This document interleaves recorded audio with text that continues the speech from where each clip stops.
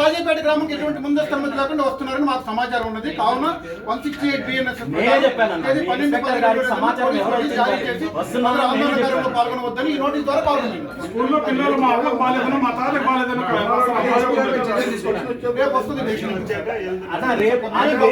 నేను అంటున్నది ఏమంటే, నేను రాజాయిపేటకి వెళ్ళడానికి పెట్టిన పిటిషన్ వేరు, దానికి ఆల్రెడీ డైరెక్షన్ ఇచ్చింది హైకోర్టు వారు, డైరెక్షన్ ఇచ్చారు. దాని ప్రకారమే నేను వెళ్తున్నాను. ఆ డైరెక్షన్ ని ఒబే చేయకుండా నన్ను అడ్డుకునే ప్రయత్నం చేయడమో లేదంటే నాకు రాంగ్ ప్రొసీడింగ్స్ ఇచ్చారు, దాని మీద నేను వేశాను. దాని గురించి 11వ తారీఖు వేశారు, 11వ తారీఖు వేసింది, 13వ తారీఖు రేపటి ఉంది. అది వేరన్నా, ఆ పిటిషన్ వేరన్నా. అది ఎస్పీ గారు ఇచ్చిన ప్రొసీడింగ్స్ హైకోర్టు ఇచ్చిన డైరెక్షన్ కి వ్యతిరేకంగా ఇచ్చారని చెప్పి నేను దాని మీద పర్మిషన్ కోసం కాదన్నా, పర్మిషన్ కోసం కాదు, పర్మిషన్ కోసం వేసిన దాంట్లో పర్మిషన్ కోసం అది పెండింగ్. దానికి దీనికి సంబంధం ఏముందన్నా? ఎస్పీ గారి పైన హైకోర్టు ఎలాంటి చర్యలు తీసుకుంటుందో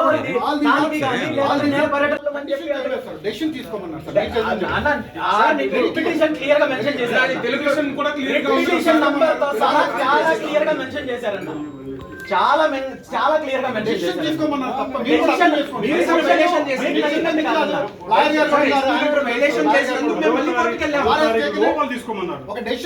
ఆయన నచ్చినట్టు తీసుకుంటే కుదరదన్న, ఆయన నచ్చినట్టు తీసుకుంటే ప్రకారం తీసుకోవాలన్నా, మీకు నచ్చినట్టు decision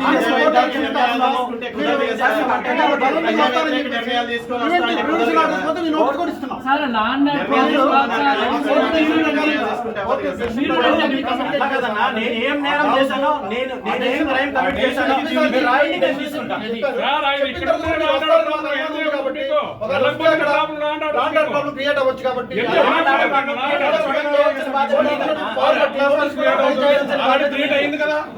to the facts and circumstances of the case and considering the submissions, it is opposite to direct respondent number 3 respondent number 3 ante Anakapalli SP garu to take an appropriate decision over the representation of the petitioner by tomorrow, that is 10th October 2025 evening, in the light of the order passed by this court on 3rd September 2025 in writ petition number 21157 of 2025.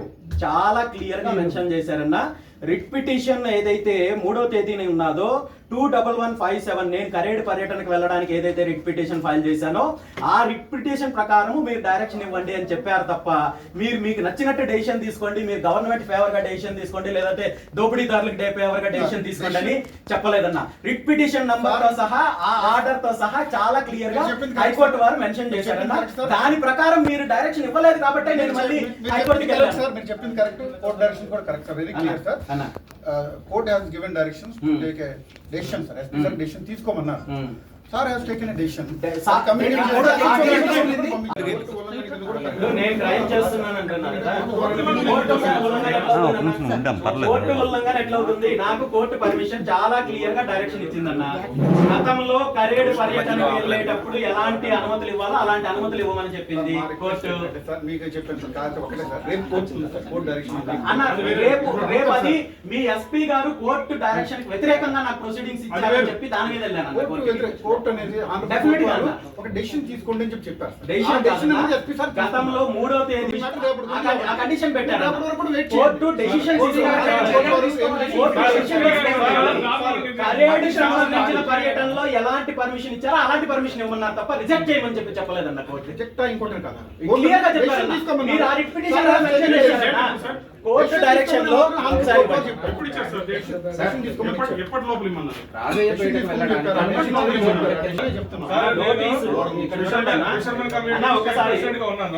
ఎట్లాగే ఎంత మందిని ఆపుతారన్న మీరు? ఒక BC నాయకుడిని, ఒక party అధ్యక్షుని ఇట్లా ఆపేస్తుంటే మధ్యకారులకి పేదలు ఊరికి పోతా ఉంటే మా కష్టాలు ఎవరికి చెప్పుకోవాలి? అది కాదు మా కష్టాలు ఆపేశారు. కోర్టు పరిగణించుకుంటే ఉద్దేశపూర్వకంగా నిలబడుతున్నారు కానీ సారీ సార్, పోలీస్ ఉంటుంది. ప్రివెంట్ చేయాల్సింది పబ్లిక్ ని కాదన్నా. ఎవరైతే దోపిడీదారులు ఉన్నారో వాళ్ళపైన యాక్షన్ తీసుకోండి. మీరు వాళ్ళపైన యాక్షన్ తీసుకోండి. బాధితులకి వ్యతిరేకంగా, బాధితులకు అండగా నిలబడే వాళ్ళకి వ్యతిరేకంగా పోలీస్ డిపార్ట్మెంట్ ముందుకు రావడం అనేది చాలా దురదృష్టకరం. మాకేమీ ఏదో ఓటు ఆర్డర్ తీసుకోదండి సార్. కోర్టు ఆర్డర్ ఏదో లా అండ్ ఆర్డర్ మీకు దానికి ఒక మాట పెట్టుకుంటున్నారు. లాండ్ ఆర్డర్ వచ్చిన పోలీసులు ప్రొటెక్ట్ చేయాలి. దాని ప్రకారం మీరు ఈ రాష్ట్రంలో ఓన్లీ జగన్మోహన్ రెడ్డి గారు, చంద్రబాబు గారు ఇద్దరే పరిపాలన ఉందా? దేనికి సార్ చేస్తున్నారు? ప్రొటెక్షన్ ఇవ్వలేనప్పుడు ఇంతమంది ఆంధ్రప్రదేశ్ లో ఇంత పోలీస్ డిపార్ట్మెంట్ కనీసం మీరు ప్రొటెక్షన్ ఇవ్వలేకపోతే ఎందుకు? కార్యకర్తలు కూడా అలాంటి కాదండి. ఒక స్టేట్ గవర్నమెంట్ ఇంత పోలీస్ డిపార్ట్మెంట్ కనీసం మీరు ప్రొటెక్షన్ ఇవ్వలేకపోతే ఎలాగా? మరి ప్రజల సమస్యలు ఎలా తెలియాలా? టార్గెట్ చేస్తున్నారు. అంటే వాళ్ళిద్దరు మాత్రమే ఉండాలా ఇక్కడ? ఇంకా ప్రజల వైపు నుంచి ఏ కష్టాలు ఎవరు ఏదైనా చెప్పుకున్నప్పుడు ఏ నాయకుడు చెప్పుకోవాలా? ఇంకో నాయకుడు అనకూడదు. బీసీ నాయకుడు అని ఉండాలి. అక్కడ పిల్లలే ఉండాలి. వాళ్ళే పాయకరంపేట సంబంధించినటువంటి నక్కపల్లి మండలంలో ఉన్నటువంటి పల్టక్ పార్క్ ఏరియా ఏదైతే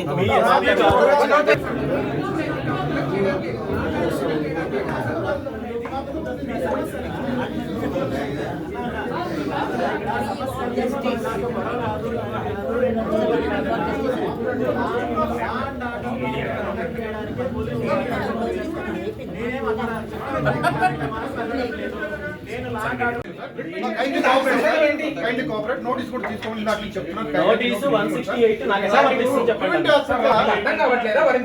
నాయకులు, కార్యకర్తలు అక్కడ ఏదైనా ఆందోళనలో పాల్గొని అక్కడ గొడవలు అవడానికి అవకాశం ఉన్నట్టు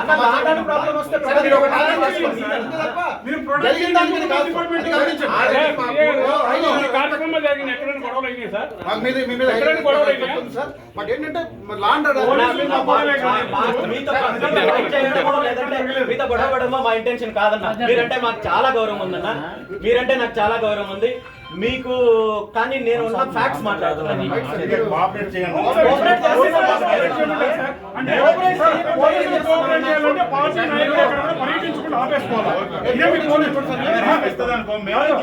రామచంద్రరావు గారు మీకు కోఆపరేట్ చేయాలంటే అంటే పార్టీ కార్యక్రమాలు ఎక్కడ కూడా చేయకూడదు.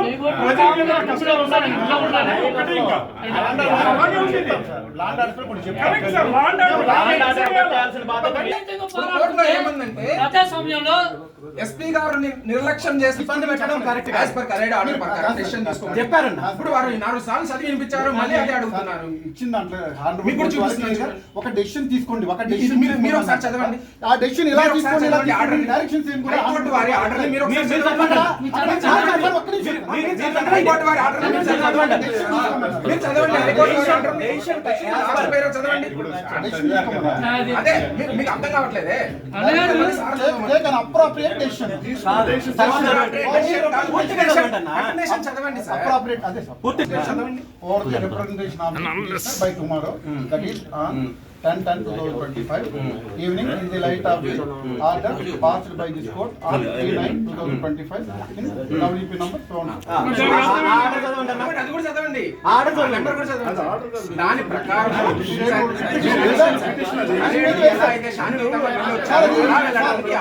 సార్ అది ఒక ఆర్డర్ స్పెసిఫిక్ గా ఈ డైరెక్షన్ ఇవ్వండి. ఆ ఆర్డర్ ప్రకారం మీ పోలింగ్ మీరు మోహరించండి. ఆ జనం మేము మారుతాం. అంత మెత్తగా అయితే ఉండదు. అక్కడ తెలుసుకుంటాం మొత్తం.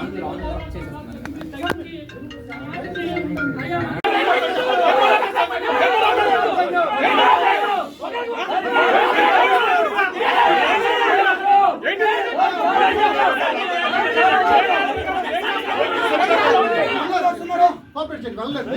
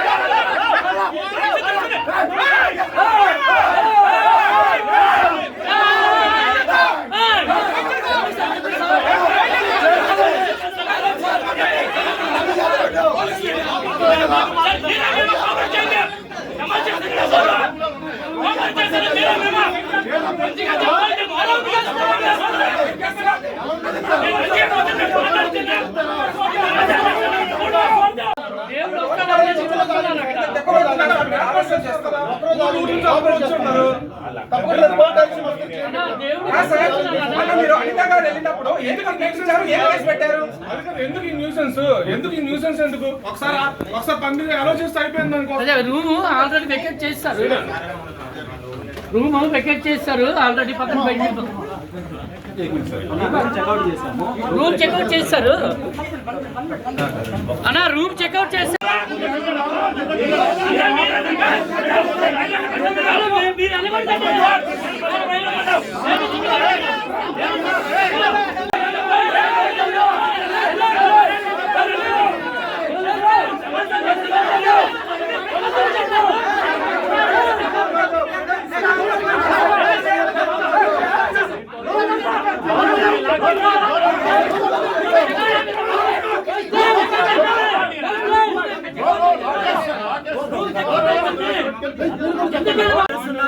మహిళల పైన దాడి చేస్తున్నారని చెప్పి తప్పుడు ఆరోపణలు చేసే ప్రయత్నం చేస్తున్నారు. దీని అన్నింటి మీద కూడా న్యాయస్థానంలో పోరాటం చేస్తాము. మీరు చేస్తున్న దౌర్జన్యాలు అన్నింటినీ కూడా న్యాయస్థానం దృష్టికి తీసుకెళ్తాం. అది మహిళా పోలీసులు తీసుకొని వచ్చి దాన్ని అడ్డం పెట్టుకొని ఈ రోజు మా వాళ్ళని ఇబ్బంది పెట్టే కార్యక్రమం చేస్తున్నారు. ఖచ్చితంగా దీనికి మీరు సమాధానం